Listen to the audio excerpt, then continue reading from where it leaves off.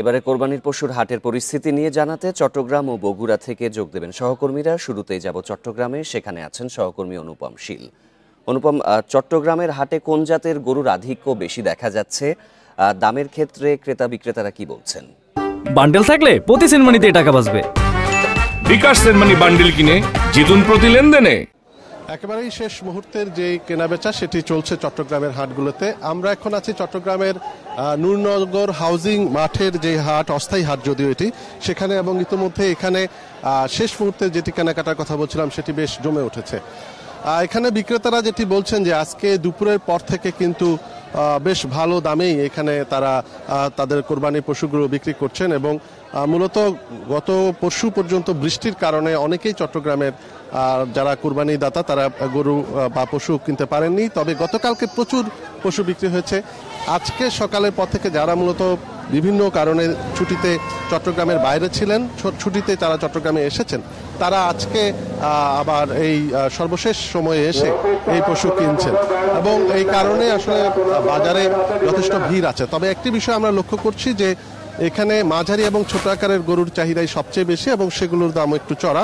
অর্থাৎ আমরা দেখছি যে 1 লাখ থেকে 1.5 লাখ টাকার মধ্যে যে সমস্ত গরু আছে সেগুলোর চাহিদাই সবচেয়ে বেশি, এবং ওজনে 3 থেকে 4 মণ যে গরুগুলো আছে সেগুলোর চাহিদা বেশি। তবে বড় আকারের গরু অর্থাৎ 7-8 মণ ওজনের যে গরুগুলো আছে এবং যেগুলোর দাম 2.5 লাখ টাকার উপরে, সেই গরুগুলোর কিন্তু এই বছর চাহিদা কিছুটা কম, এবং ব্যাপারীরা কিন্তু এখনো তারা অপেক্ষা করছেন, এবং অনেক ব্যাপারী কিন্তু কিছুটা হতাশ, বড় গরুর মালিকরা যারা নিয়ে এসেছেন বাজারে।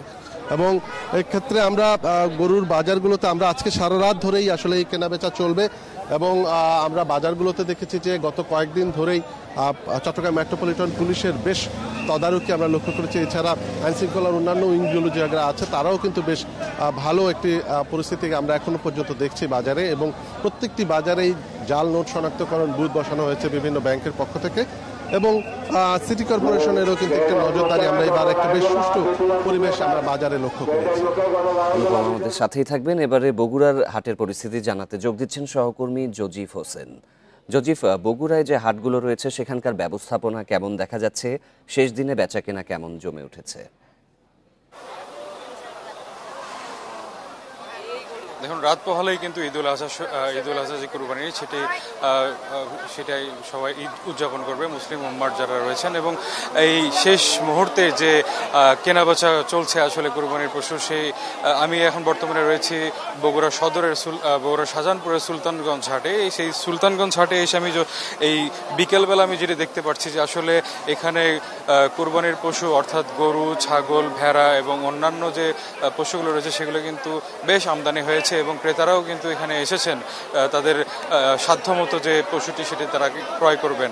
তো এই মুহূর্তে আমরা আসলে দেখেছি যে বড় সাইজের যে গরুগুলো রয়েছে সেই বড় গরুগুলো কিন্তু খুব একটা বেশি কেনা বেচা হচ্ছে না। মাঝারি মানের যে গরুগুলো রয়েছে সেগুলোই কিন্তু বেশি দৃষ্টি কাটছে ক্রেতা সাধারণত। আমরা এখানে এসে হাট ইজারাদারদের সাথে কথা বলে যেটি জানার চেষ্টা করেছি যে এবার আসলে তাদের হাটের বেচা কেনা কেমন হচ্ছে। তারা যেটি জানিয়েছেন যে এবার আসলে গেল বারের তুলনায় তাদের যে বেচা কেনা সেটি কিন্তু অনেকটাই কম, এবং এখানকার যে যারা ক্রেতা রয়েছেন তারা বলছেন যে নাগালের মধ্যে থাকলেও এইবার কিন্তু আসলে যে পরিমাণ আশানুরূপ তারা পশু দেখতে চেয়েছিলেন সেটি কিন্তু তারা পাচ্ছেন না, এবং একই সাথে বিক্রেতারাও যেটি বলছেন যে তারা এবার গোখাদ্যের যে দাম এবং অন্যান্য যে বিষয়গুলো ছিল সেগুলোর ক্ষেত্রে আসলে তারা কোরবানির পশুর যে দাম সেটিতে তারা পাচ্ছেন না, এই বিষয়গুলো কিন্তু তারা অভিযোগ করেছেন। তো আমরা এখানে প্রত্যেকটি হাটে ঘুরেছি এবং দেখেছি এখানকার যারা যে স্থায়ী এবং অস্থায়ী হাটগুলো রয়েছে সেই স্থায়ী এবং অস্থায়ী হাটগুলোতে আসলে জাল নোট পরীক্ষা করার মেশিন সহ এখানে সেনাবাহিনীর সদস্য, পুলিশের সদস্যরা নিয়োজিত আছেন, এবং এখানে হাটের যারা ইজারাদার রয়েছে তারাও কিন্তু তত্ত্বাবধান করছেন। কিন্তু একটি বিষয় আমরা দেখেছি যে অস্থায়ী যে হাটগুলো রয়েছে সেখানে কিন্তু হাসিল বেশি নেওয়া হচ্ছে বলে আমরা অভিযোগ পেয়েছি ক্রেতা এবং বিক্রেতাদের কাছ থেকে। তো এই বিষয় নিয়ে আসলে কুরবানির পশুর এই মুহূর্তে আমার কাছে ছিল বগুড়ার শেষ মুহূর্তের পরিস্থিতি। চট্টগ্রাম ও বগুড়া থেকে কুরবানির পশুর হাটের খবর জানাচ্ছিলেন সহকর্মীরা।